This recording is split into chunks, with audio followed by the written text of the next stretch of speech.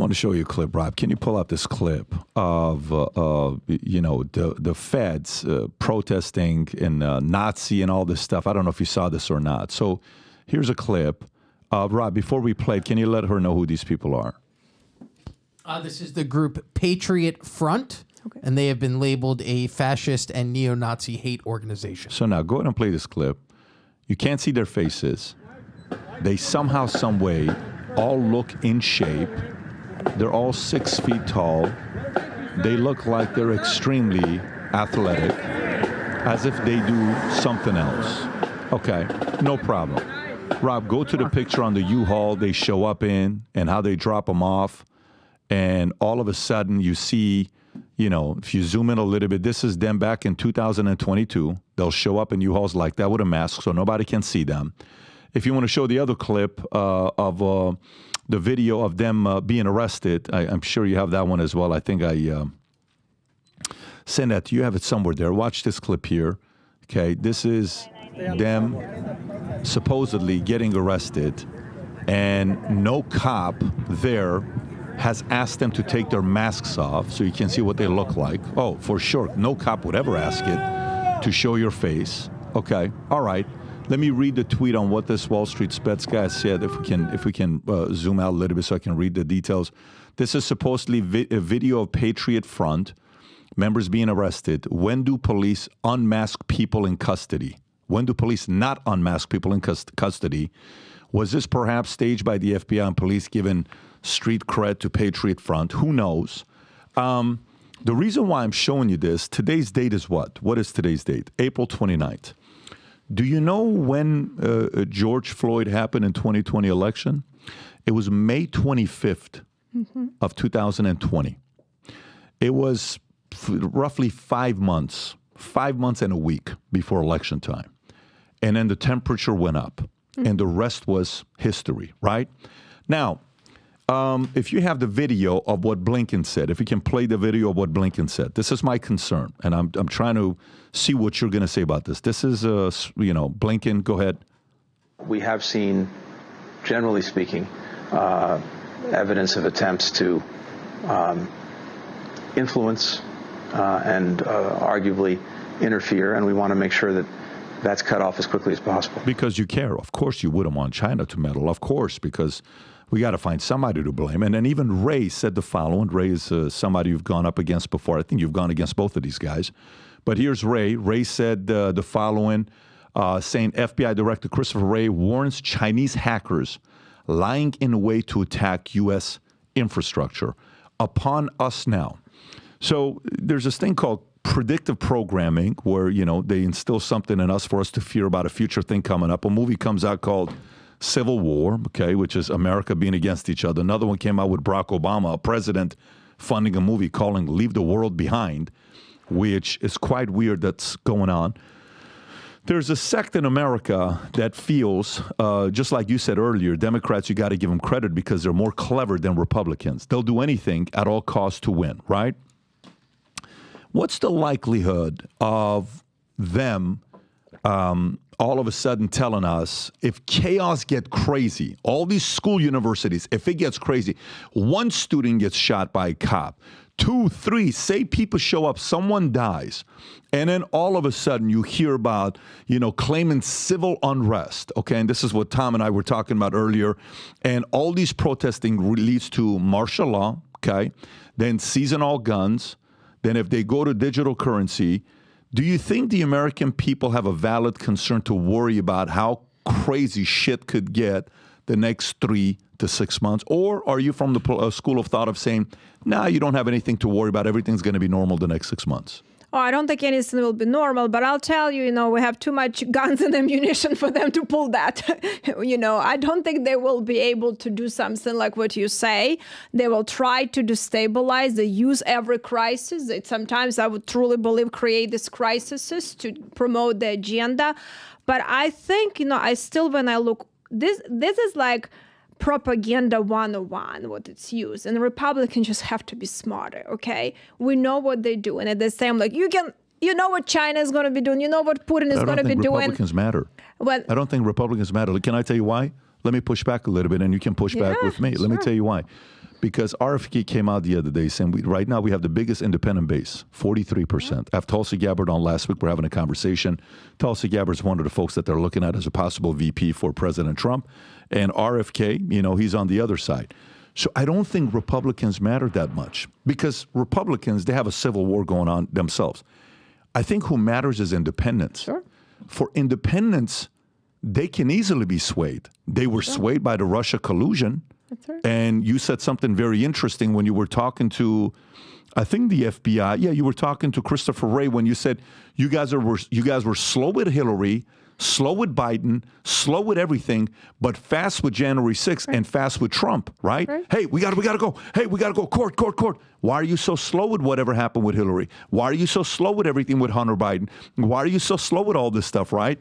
So talk to the independent. The independent can be swayed. The independent can be manipulated. The independent can say, oh, my God, look what's going on. Yes, we should vote for this.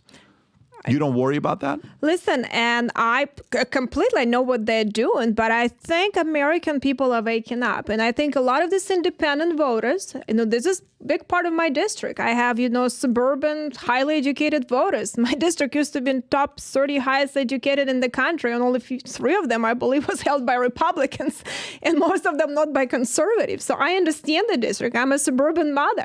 I understand how they manipulate suburban women, how they do it with suburban men and try to use it. But I think we just have to I think they're waking up and see what's happening. And people are not as stupid as they think.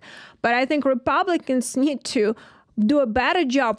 That's our responsibility to show, because I don't think suburban women want this lawlessness. I don't think they want their kids on campuses to be intimidated. They did in 2020. I don't think but I think fell for it. But I think in a lot of ways they were able to paint it like that's what Trump is created. But I think now they cannot say that it's created by Trump.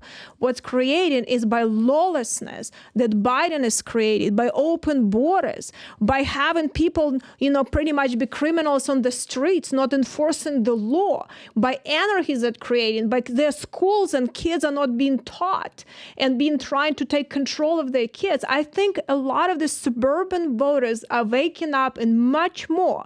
And I think they're not candidates now blaming that that's because of Trump. So we have to do a much better job. I don't underestimate that they will try to use it to stabilize us. I don't underestimate that this is violence for them. It's a way to take control. But I don't think our voters are buying it as much as they think. That's why they're not polling as well. That's why they try to figure out something else. We just need to be better, because I think American people are getting tired. And that suburban independent voters, highly educated, they understand that it start coming home to them. It start hurting their pockets. The inflation, the lawlessness, the criminal activity is becoming, the open borders is becoming, unfortunately, until people start feeling the pain, people are not waking up. But I think they're waking up. But we need to do a better job to make sure that we communicate to the voters. When's the last time we had martial law? When's the last time we had martial law? Rob, can you look it up? Yeah, you have. So if we have martial law, you don't need martial law nationwide, right? You only need martial law in the states that matter, that you're voting for. So you can create chaos, structured in a certain sect or location, and keep it peaceful other places. How many states do we need? It's not that many of them, right? Not many really counties. District, that's counties, right? That we're dealing counties, with. Yeah, that's right. So what if we create martial law in certain areas that all of a sudden certain people can't get out to vote? What if it gets that ugly? What if let's just play very dirty. Let's be deceptive and dark. Let's be the devil's advocate. Okay? Let's be that. You lived in Russia. You were born in Russia, right? Ukraine, Kiev, I was born in Iran. Guess what? That's right. We are experiencing, devil's advocate, what Khomeini did and what his people did to make Iran fall.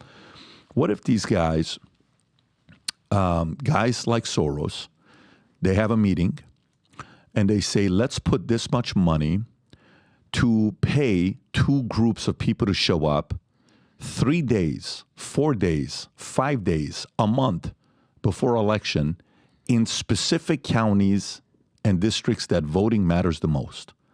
And you cause and paint a picture of civil unrest and potentially local civil war, let's just say. You can get the actors. There's plenty of actors to hire that'll take $2,800 for a week or whatever. People need money, right? Sure. If we do that and everywhere else seems peaceful, but those 3, 4, 5, 6 areas, absolute chaotic, martial law, people can't go to vote. Boom. Listen, well, we had a fair election. It's just these people on the other side that are the gun-owning people is just out of control. 3 people got shot. My job is to prevent people from dying. Boom. They win 2024 again. These are the types of things that no matter what we say, I think the American people are becoming aware. I agree. I do agree with you that more and more people are becoming aware of what's going on. I agree. I think more and more people are sitting there saying, what the F is going on here? What are they doing? We've never had this kind of hate. But never underestimate the power of Hollywood, movie making, manipulation with storytelling of how bad things are and how we have to shut it down for the safety of our kids, for the safety of our kids, for the safety of our kids, because one 7-year-old innocent poor kid, if this happens to, gets killed. And because of that, do you want your kids? That's why we have martial law. Do you want your kids? We want to protect your kids. We care about your kids, Victoria. We care about your kids. We're doing this for you. We would never do this for us to win the election. We're only doing it because we care about you. See how noble we are. That's why we're doing it, because we care about you and your kids. And then all of a sudden, the delusion of people are like, they're right. They care about my kids. See, that's the part. You lived in a place where a beautiful place turned into a shit show. I lived in a place where beautiful Iran under the Shah turned into a shit show. Now we both live in a country that people like you and I, who we can't run for president. You do it your way through Congress. I'm doing it my way through business. We both are kind of concerned to make sure this thing doesn't turn into a shit show. Because if America turns into a shit show, the rest of the world is going to be like that. So if you like this clip and you want to watch another one, click right here. And if you want to watch the entire podcast, click right here.